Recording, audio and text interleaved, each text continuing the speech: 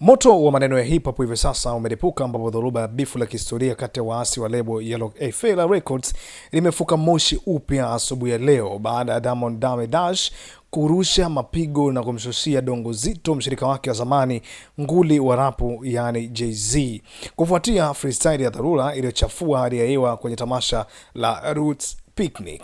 Akifanya mahojiano ya dharura na chaneli maarufu ya The Art of Dialogue, Dame Dash amepuuza mistari ya Jay-Z akidai kuwa amerejesha vichekesho na dhihaka za kizamani zilizochuja, na kwamba amepoteza uwezo wa asili wa kuandika mistari mikali uliomfanya kwa mfalme wa soko la rap kwa miaka ya nyuma. Dame Dash hakugusa tu dondoo za mistari hiyo, alikwenda mbali zaidi uwanjani kwa kuelezea kuwa anasikitishwa na kumwonea huruma mzazi huyo wa watoto watatu, akidai kuwa Jay-Z anaonekana kutokuwa na amani wala utulivu wa ndani anapoendelea kutumbuiza jukwani katika umri huu mkubwa wa dharura kwenye tasnia.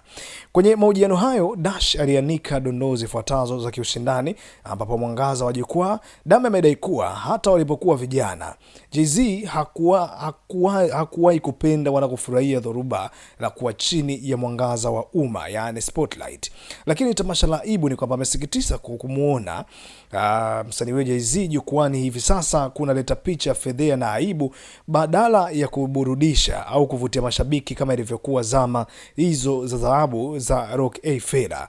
Lakini Dash ametoa kauli iliyonyanyua nyusi za wadau wengi uwanjani kwa kudai kuwa Jay-Z anaendelea kutaja jina lake kwenye nyimbo zake kwa sasa kwa sababu ndio njia pekee ya dharura inomfanya aendelee kuwa midomoni mwa watu na kubaki kwenye ramani mpaka hivi sasa. Kama unakuja kwangu kunitolea mistari, basi angalau weka muonekano unaoendana na hadhi hiyo. Ile freestyle haikuwa mbaya na ya hovyo, yani ile freestyle ilikuwa mbaya na ya hovyo kabisa. Miaka nyuma Jay-Z alikuwa mwelevu sana, lakini sasa hivi ameporomoka, alikuwa anachamba umbea bwana Dame Dash. Dhoruba kubwa zaidi katika mahojiano hayo ilikuja pale Dame Dash alipogeuka kuwa mtaalamu wa mitindo na kuanza kudhihaki vikali mtindo wa sasa wa nywele wa Jay-Z, yani freeform dreadlocks, yani au afro. Dash alieleza kuwa alishindwa kabisa kusikiliza dondoo za mistari hiyo kwa sababu akili yake ilitekwa na kuvurugwa na muonekano mbaya wa kichwa cha Jay-Z. Kuelekea show kubwa ya dharura Jay-Z zinazotarajiwa kupigwa kwenye uwanja wa Yankee Stadium msimu huu wa kiangazi, Dame amempa ushauri wa bure wa dharura na wa kijasho. Anasema amemtaka kiongozi huyo wa Roc Nation kwenda saluni haraka iwezekanavyo na kupiga fade safi kabisa ya pembeni.